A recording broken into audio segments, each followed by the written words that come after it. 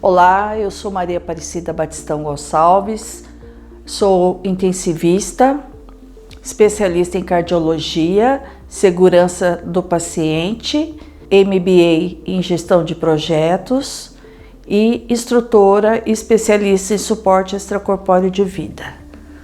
Vou falar com vocês a respeito do manejo e cuidados com o corpo dos pacientes suspeitos ou confirmados COVID-19. E a referência utilizada nessa apresentação é a nota técnica da Anvisa do Ministério da Saúde, atualizada em 25 de março de 2020. Então vamos lá. No ambiente hospitalar, os profissionais, como que vai ser essa orientação?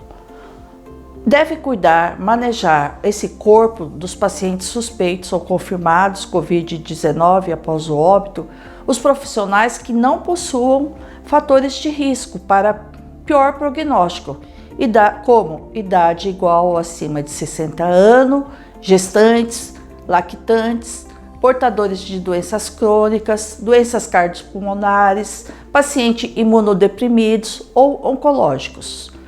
Todos os profissionais devem utilizar EPI, gorro, óculos de proteção ou protetor facial, avental impermeável de manga comprida, máscara cirúrgica, se for necessário realizar procedimentos que geram aerosol, como extubação ou coleta de amostras respiratórias, aí nós temos que usar a máscara N95 ou equivalente.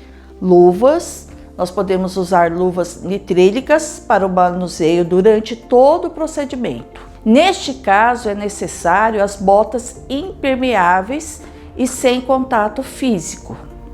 Uso de salas arejadas, quando possível, e o profissional que manuseará o prontuário e laudos de necrópsia também deverá usar máscara e luvas. Em relação ao reconhecimento do corpo, um único familiar responsável, preferencialmente por vídeo e fotos, se necessário ser presencial. Então aí se deve manter uma distância de 2 metros.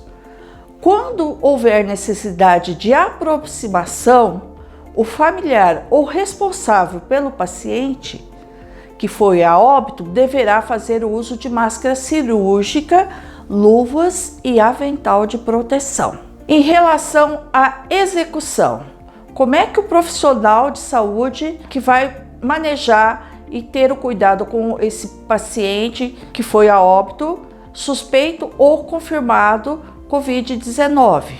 Então, os passos são remover os tubos, drenos e catéteres do corpo com cuidado, devido à possibilidade de contato com os fluidos corporais. Higienizar e tapar, ou seja, bloquear os orifícios de drenagem de feridas e punção de catéter com uma cobertura impermeável, tipo um filme transparente. Limpar as secreções nos orifícios orais e nasais com compressa, tapar, bloquear esses orifícios naturais, como boca, nariz, ouvido, ânus, para evitar extravasamento de fluidos corporais. Não é recomendado realizar a tanotopraxia, ou seja, formalização e embalsamento.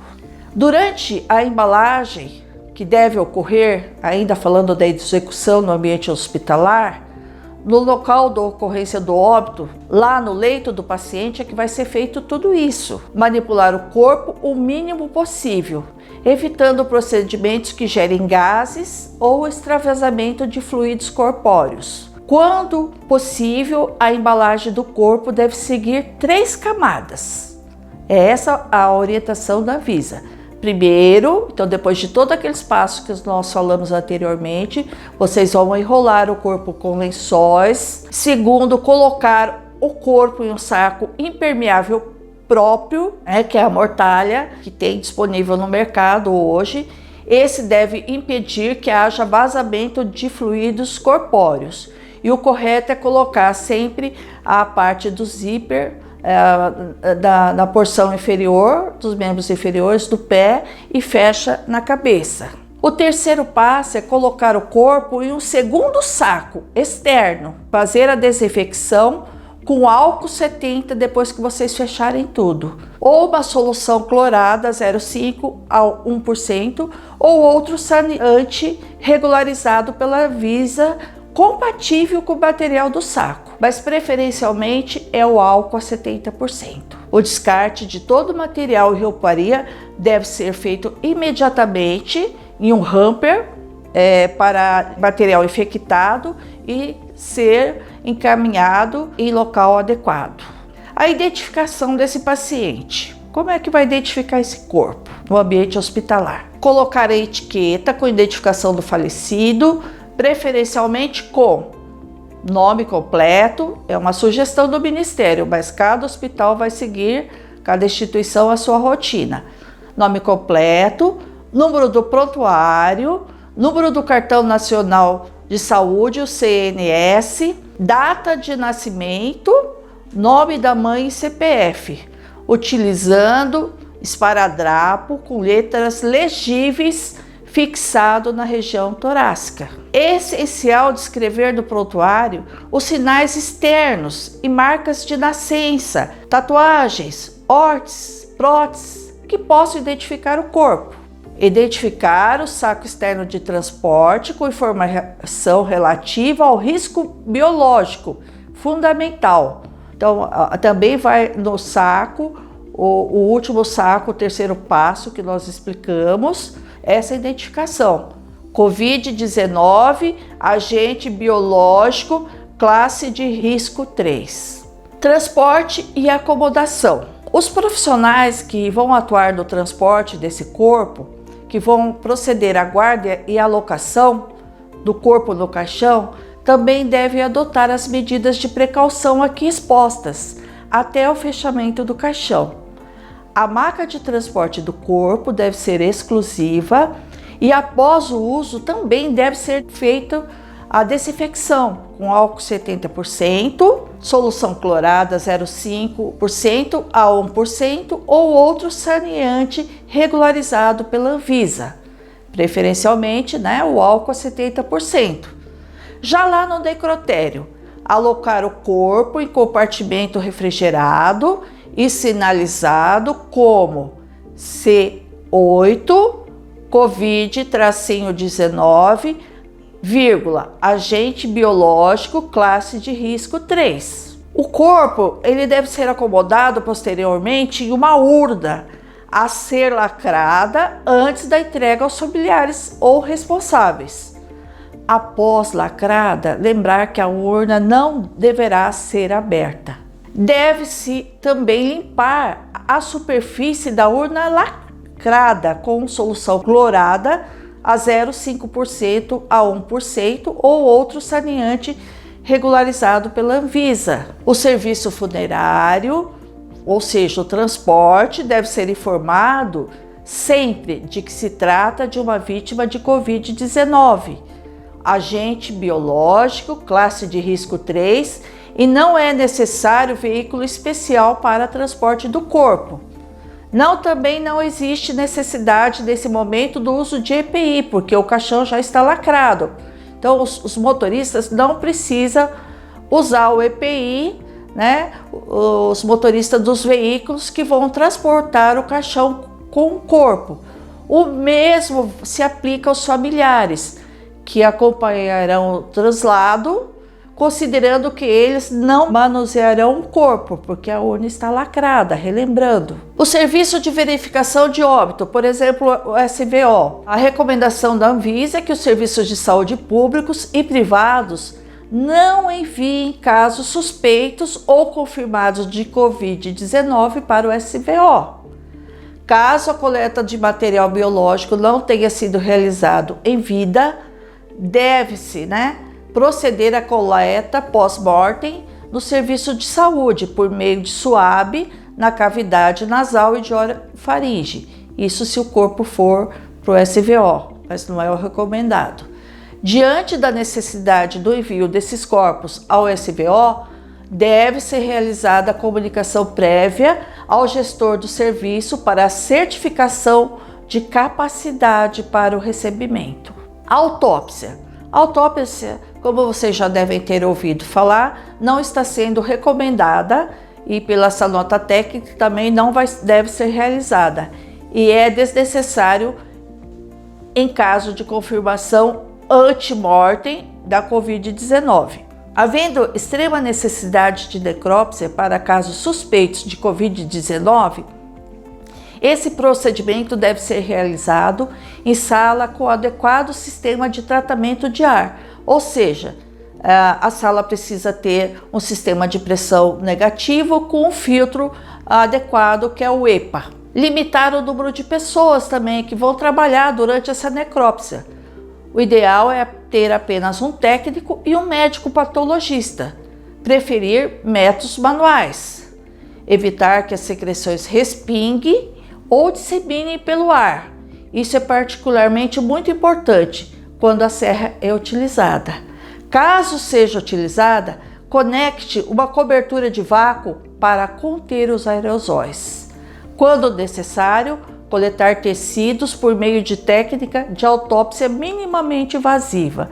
Aliás, é o que está sendo indicado para os pacientes suspeitos, autópsia, em 8 pontos estratégicos, guiado por ultrassom, e apenas se realizar essas punções, o que é chamado atualmente de autópsia minimamente invasiva, porque não há necessidade de abrir, de serrar o paciente ou outros procedimentos.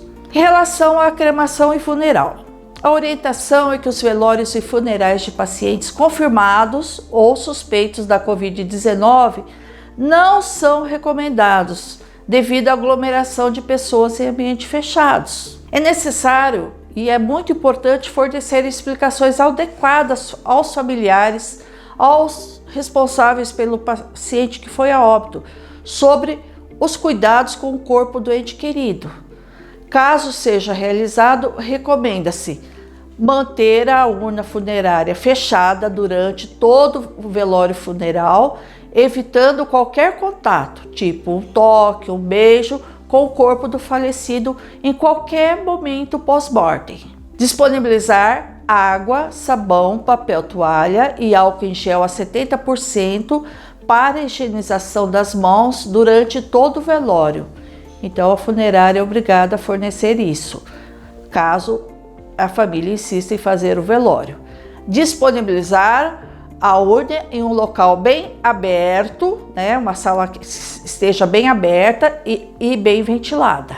Em relação ainda à cremação e funeral, evitar especialmente a presença de pessoas que pertencem ao grupo de risco para agravamento da Covid-19, como já citamos, idade igual ou superior a 60 anos, gestante, lactantes, portadores de doenças crônicas, cardiopulmonares, imunodeprimidos, pacientes oncológicos.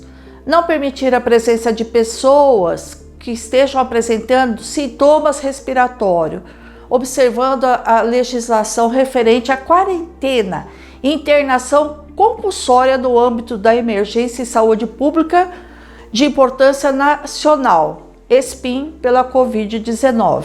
Caso seja imprescindível, elas devem usar máscara cirúrgica comum, permanecer o mínimo no local do funeral e evitar o contato físico com os demais familiares ou amigos do falecido.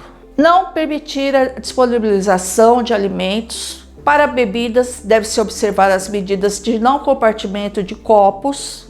A cerimônia de sepultamento não deve contar com aglomerado de pessoas, respeitando sempre a distância mínima de pelo menos 2 metros, neste caso, entre elas, bem como outras medidas de isolamento social e de etiqueta respiratória. Recomenda-se que o enterro ocorra com no máximo 10 pessoas. Não pelo risco biológico do corpo, mas sim pela contraindicação de aglomerações. Os falecidos devido à Covid-19 podem ser enterrados ou cremados.